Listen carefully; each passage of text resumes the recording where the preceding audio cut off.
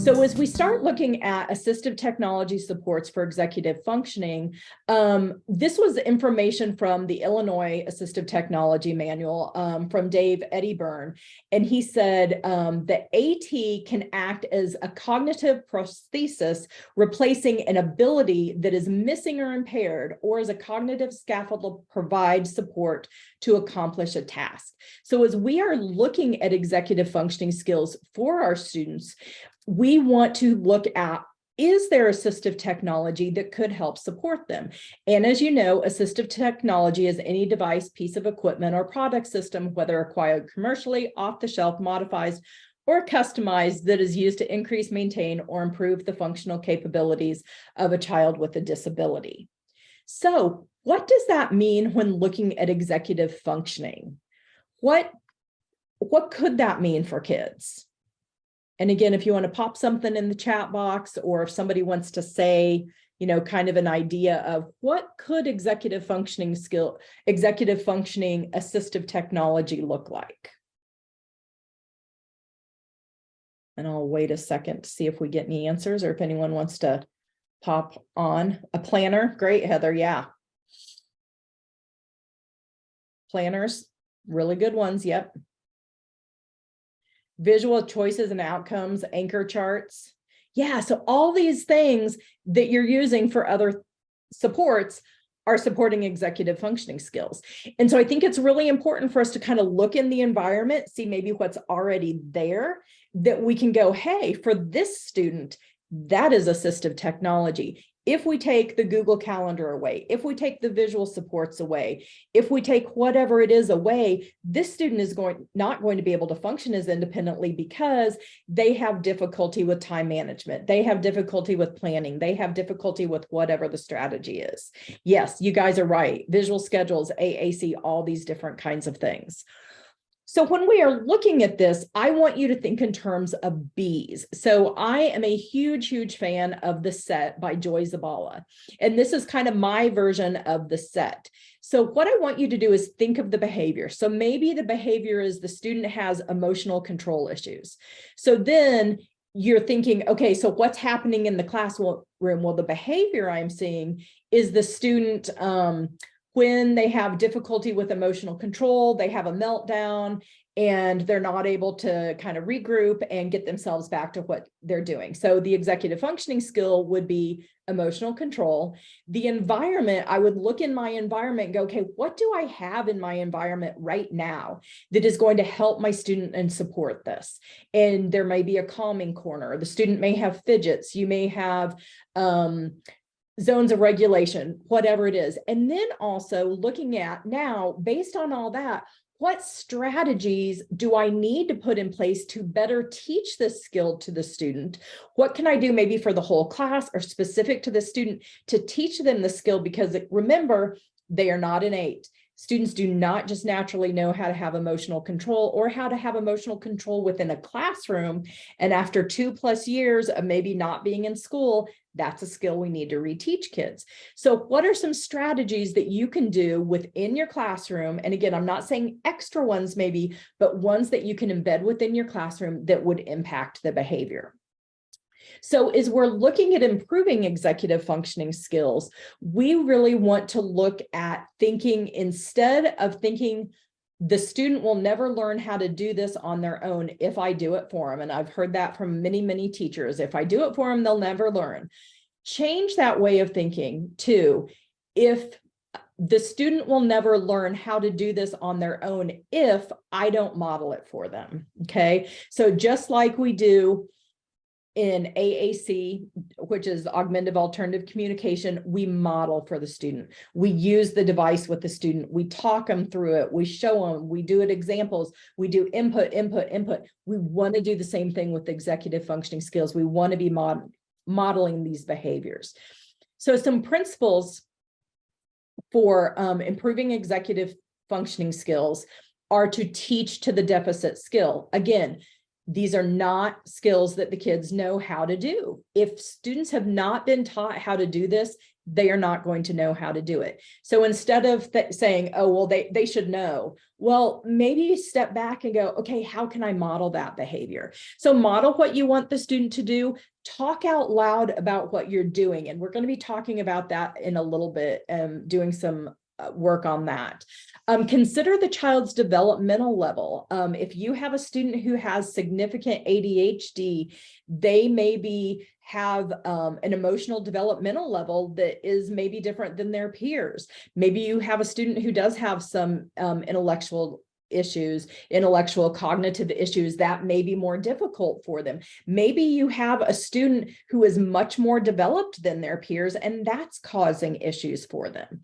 We also want to move from external to internal. And what that means is we are going to provide the supports, we're going to provide the structure, we're going to provide that scaffolding for them, and then we're gradually going to take that away so that the child is able to internalize that. Now, knowing that, there still may be some things that need to be put in place. This is one of them for me. If you take away my phone, you take away my schedule, I'm not going to be able to function after about a day. Okay. I might be able to get through the first day because hopefully I've looked at my schedule that morning or the night before and I kind of know what I'm supposed to do. But if I'm supposed to continue on day after day after day without that schedule, I'm not going to do well. And so oftentimes I've heard teachers say, well, they know the schedule. They're doing great. We don't need that visual support anymore. We don't need that checklist anymore. But you do. It may look differently. It may go from being something on the board or something that's checked off every day to just being something that's available so the student can glance at it when they want. It may go from being a picture schedule to just being a written schedule. It may be the student draws a schedule. It may be, go from something big to being just something little, but really work with the student and use their desire for control. Okay. That is one of the really important things is use their desire for control. How do they want that schedule to look? What way do they want to do it? It drives me crazy when teachers are like, this is the planner we're using, and this is how you will do the planner. I get that from a concept of teaching the skill. And I think it's important to have things you want in that planner. But I also think it's important to let different people pick which planner works best for them.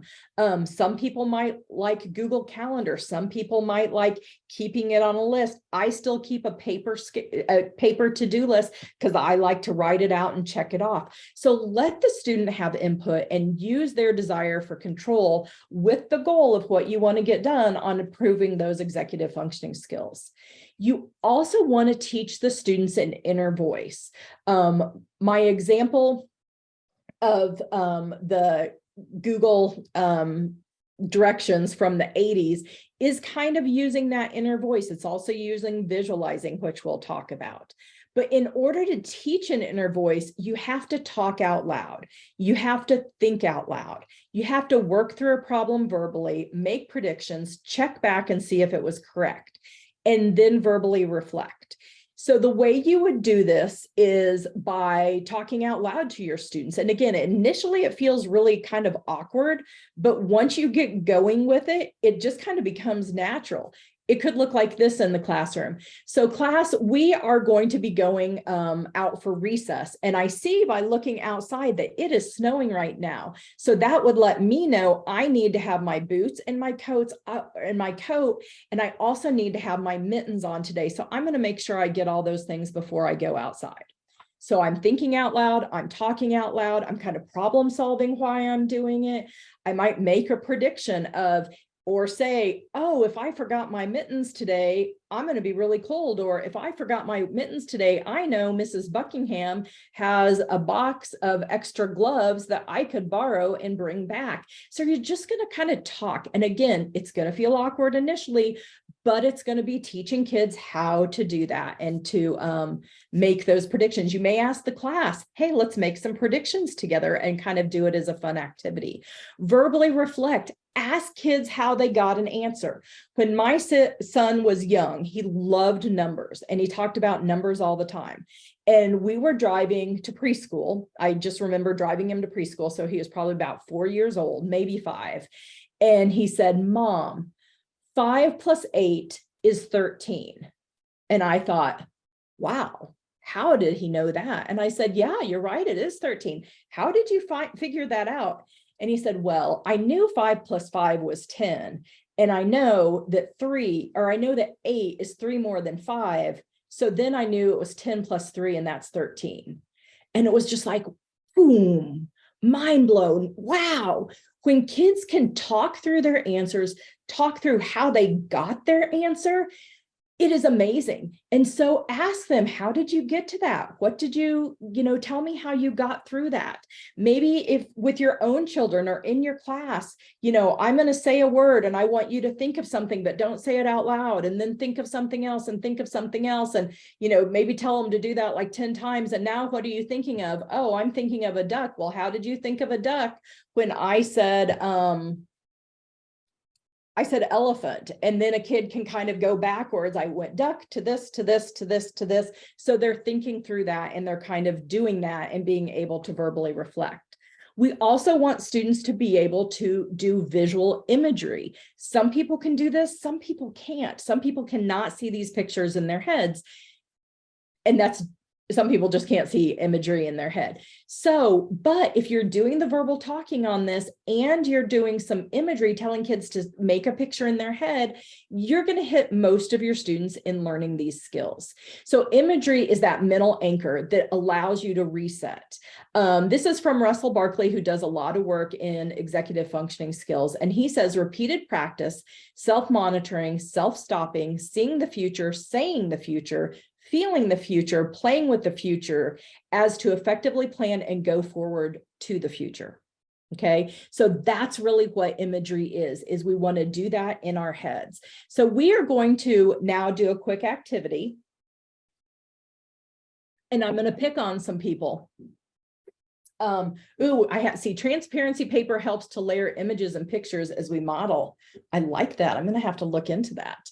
They also make transparent Post-it notes now, which is really cool. So I'm going to pick on a few people and ask, I want you to visualize the months of the year from January to December. And I am going to pick on somebody, and I am going to ask Amanda Marquardt. Hopefully I said your last name correctly. How do you visualize the months of the year? Or if somebody else wants to speak up.